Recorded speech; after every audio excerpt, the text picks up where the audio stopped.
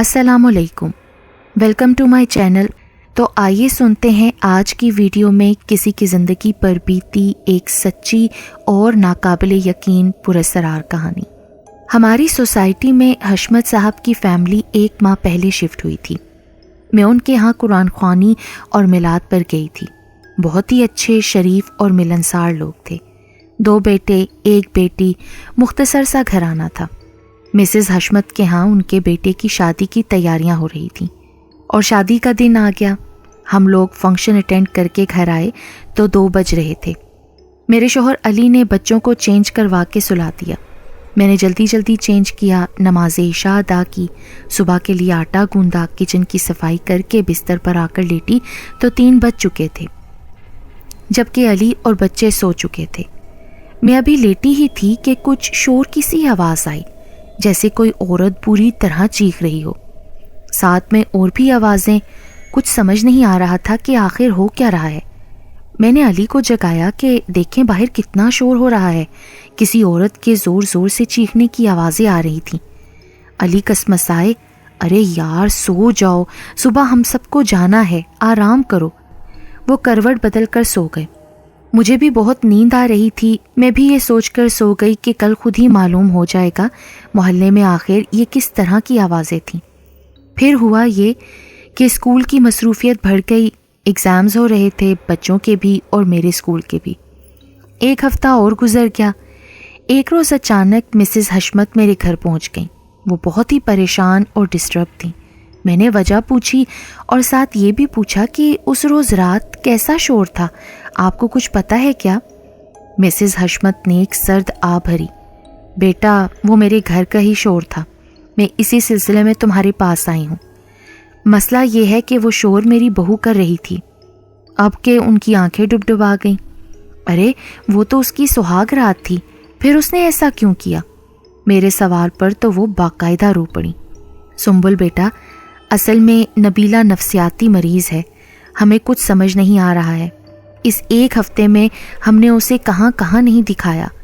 وہ بالکل نارمل ہوتی ہے، مگر رات میں کبھی اس کو دورے پڑتے ہیں اور کبھی نہیں۔ اچھا یہ بتائیے آپ بھی کہ اپنے شوہر کے ساتھ اس کا رویہ کیسا ہے؟ اوف بیٹا مت پوچھو، مگر عمران کو دیکھ کر، خاص طور پر میاں کو کمرے میں دیکھ کر چیختی چلاتی ہے۔ بیچارہ میرا بچہ بھی بہت پریشان ہے۔ وہ چپ ہوئی تو میں نے ایک لمبا سانس لیا اور سر ہلایا۔ اچھا تو یہ معاملہ ہے، اس نے سہاگ رات سے یہ چیخنا چلانا شروع کر دیا ہے نا؟ خاص طور پر عمران کو دیکھ کر آپے سے باہر ہو جاتی ہے۔ ہاں بیٹا ایسا ہی ہے، تم کچھ مشورہ دو، میں بہت اذیت میں ہوں۔ اس کے والدین سے اس سلسلے میں بات کی تو وہ بھی بہت ڈسٹرب ہیں۔ میں نے کہا آپ بھی سیدھا سادہ یہ مسئلہ نادیدہ اور ہوائی مخلوق کا لگتا ہے، اسے آپ کسی اچھے بابا کے پاس لے جائیں۔ مجھے تو آسیب کا اثر لگ رہا ہے، کیونکہ ایسا ہی مسئلہ میں نے کہیں پڑھا تھا۔ آپ آج ہی نبیلہ کو کسی عامل بابا وغیرہ کے پاس لے جائیں۔ وہی ہوا۔ جب نبیلہ کو پیر بابا کے پاس لے گئی تو پتہ چلا کہ اس پر تو کوئی جن عاشق ہے۔ وہ اسے ایسا کرنے پر مجبور کرتا ہے۔ اسے اپنے شوہر سے نفرت ہوتی ہے اور وہ اسے اپنے قریب تو کیا سامنے بھی نہیں دیکھ سکتی۔ وہ کبھی بھی اپنے میاں کو قبول نہیں کرے گی، اور وہ جن اس لڑکی پر کئی سال سے عاشق ہے۔ بہت لمبا کام ہے، اس کام میں ٹائم اور پیسہ لگے گا۔ سب بالکل ٹھیک ہو جائے گا اللہ کے حکم سے۔ پھر علاج شروع کیا گیا۔ پیر صاحب نبیلہ کے والد ریاض صاحب کے گھر پر آئے۔ انہوں نے ایک کمرہ خالی کرایا۔ پھر پہلے تو کچھ پڑھ کر خود پر، گھر والوں پر، اور پھر کمرے کا حصار باندھا اور ریاض صاحب سے سوالات کا سلسلہ شروع کر دیا۔ آپ کتنے عرصے سے یہاں رہ رہے ہیں؟ ریاض صاحب نے کہا تقریباً 20 سال سے ہوں۔ دوسرا سوال کہ آپ کو مکان کی تعمیر کے وقت کوئی مسئلہ پیش آیا تھا کیا؟ جی بابا جی، اس مکان کا وہ ایک آخری کونا جو بیرونی گیٹ کی طرف ہے، آپ دیکھیں سیدھا نہیں ہے، کچھ حصے کی زمین چھوڑ کر پھر مکان تعمیر کروایا گیا تھا۔ بابا نے سر ہلا کر ہنکارا بھرا۔ ٹھیک۔ تیسرا سوال، چھت پر ظاہر ہے فیملی والے جاتے ہوں گے؟ بابا نے پھر سوال کیا۔ نہیں، شاید ہی کبھی کوئی گیا ہو، ہم چھت پر نہیں جاتے، ریاض صاحب نے بتایا۔ اچھا اب آپ لوگ کمرے سے باہر جائیں اور مجھے اکیلا چھوڑ دیں، جب میں آواز دوں تو پھر آئیے گا کمرے میں۔ جی بابا جو آپ کا حکم۔ ریاض صاحب اور ان کے بیٹے کمرے سے باہر نکل گئے۔ کافی دیر بعد پیر صاحب نے آواز دی تو ریاض صاحب کمرے میں داخل ہوئے۔ برخوردار، اگر آپ لا سکتے ہو تو یہ سامان لے آؤ، اور اگر نہیں تو پھر مجھے پیسے دے دیں، میں یہ سامان لے لوں گا، کیونکہ اس عمل کے لیے یہ سب چیزیں درکار ہیں۔ انہوں نے کاغذ ان کی طرف بڑھاتے ہوئے کہا۔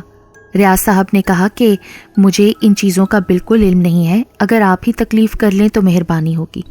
چلو ٹھیک ہے، میں کل سے چلا کروں گا قبرستان میں بیٹھ کر۔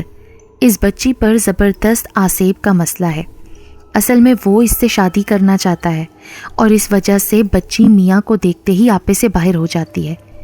اس نے میاں بیوی میں نفرت اور دوریاں پیدا کی ہیں، مگر اللہ کی ذات کے آگے کسی کا بھی بس نہیں چلتا، سب کچھ ٹھیک ہو جائے گا۔ پیر صاحب یہ سب کچھ بتا کر چلے گئے، اور پھر نبیلہ کو اس کے میکے والدین کے گھر بھیج دیا گیا تاکہ آسانی سے علاج ہو سکے۔ علاج شروع کیے 15 دن ہو چکے تھے۔ عمران ایک بار بھی یہاں نہیں آئے تھے۔ نبیلہ بالکل نارمل تھی۔ آج پیر بابا سارے انتظامات مکمل کر کے ریاض صاحب کے ہاں آئے تھے۔ اب اصل کام کرنا تھا۔ کمرے میں ریاض صاحب، ان کا بیٹا اور حشمت صاحب اور ان کا بیٹا عمران اور نبیلہ تھے۔ نبیلہ کی نظر جیسے عمران پر پڑی تو جھپٹ کر اسے دبوچنا چاہا۔ پیر صاحب نے اس کے بالوں کی ایک لٹ اپنی انگلی پر مضبوطی سے لپیٹ لی اور اسے قابو میں کر کے کچھ پڑھنے لگے۔ جب اس پر پھونک ماری تو کہا، بول، تو کیا چاہتا ہے؟ پیر صاحب کے سوال پر مردانہ آواز میں جواب آیا، میں اسے جان سے ختم کرنا چاہتا ہوں۔ کیوں؟ اس لڑکے نے تیرا کیا بگاڑا ہے؟ اس نے مجھ سے میری پسند، میری محبت چھین لی ہے۔ میں نبیلہ سے شادی کرنا چاہتا ہوں۔ میں اس عمران کو مار ڈالوں گا۔ اچھا، تو مارے گا؟ تجھ میں اتنی ہمت ہے؟ پیر بابا زور سے بولے۔ ہاں، مجھے چھوڑ دو، مجھے کیوں پکڑا ہوا ہے؟ مجھے قید مت کر، میری قوت کو ضائع نہ کر، میں اسے کبھی نہیں چھوڑوں گا۔ نبیلہ اب کی بات پوری طاقت سے عمران پر لپکی کہ کمرے میں موجود سارے لوگوں نے نبیلہ کو دبوچ لیا۔ بڑی مشکل سے اسے اپنی جگہ پر آ کر بٹھایا۔ وہ کچھ بے دم اور تھکی ہوئی لگ رہی تھی۔ دفع ہو جا یہاں سے، میں آخری بار کہہ رہا ہوں، لڑکی کا پیچھا چھوڑ دے، ورنہ کیا؟ بھاری آواز آئی۔ ورنہ پھر مجھے دوسرا پینترا آزمانا ہوگا۔ مجھے مجبور نہ کر، چپ چاپ یہاں سے چلا جا اور آئندہ کبھی ادھر نہ آنا۔ پیر صاحب نے پھر کچھ پڑھ کر نبیلہ پر پھونک ماری۔ پیر صاحب کی آواز میں غصہ اور جلال تھا۔ کافی دیر کی جدوجہد کے بعد نبیلہ نے پیر صاحب کو گھور کے دیکھا اور پھر دونوں ہاتھوں سے ان کا گلا دبانے لگی۔ پیر صاحب کی آنکھیں تو جیسے لگ رہا تھا باہر کو نکل آئیں گی۔ اب کی بار پھر سب نے نبیلہ کو بری طرح سے اپنے شکنجوں میں جکڑا کہ وہ نڈھال ہو کر گر گئی، اور پھر نیم بے ہوشی میں وہی مردانی آواز آئی، جا رہا ہوں، اب نہیں آؤں گا، جا رہا ہوں میں۔ 2-3 بار دہرایا گیا اور نبیلہ پھر مکمل طور پر بے ہوش ہو گئی۔ پیر صاحب نے اللہ کا شکر ادا کیا اور سب کو مبارکباد دی۔ الحمدللہ، میرے 15 دن کے چلے سے آپ کی بچی اس خبیث جن کی قید سے آزاد ہو چکی ہے، اور میں نے مکمل انتظام بھی کر ڈالا ہے۔ وہ کونا اب ان خبیثوں سے پاک ہو گیا ہے۔ آپ کے مکان کے اس کونے میں جہاں پر مسئلہ تھا، وہیں ان جنات کا بسیرا بھی تھا، اور یہیں سے یہ جن آپ کی بیٹی پر عاشق ہو گیا تھا۔ کچھ دیر بعد نبیلہ نے کرا کر آنکھیں کھولی۔ وہ سب کو حیرت سے بار بار دیکھ رہی تھی۔ گھبراؤ نہیں بیٹی، تم اپنوں کے حصار میں ہو۔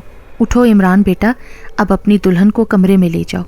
پیر صاحب نے مسکرا کر سب کی طرف دیکھا اور سب کی نظریں اوپر اٹھ گئیں۔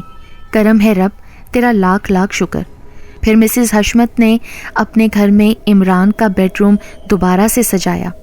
نبیلہ کو پھر سے دلہن بنایا گیا، اور پھر نبیلہ میکے سے سسرال ایسے گئی جیسے آج ہی اس کی رخصتی ہوئی ہو۔ اللہ رب العزت سب کو ایسی ناگہانی اور آسیبی مصیبتوں سے محفوظ رکھے، آمین۔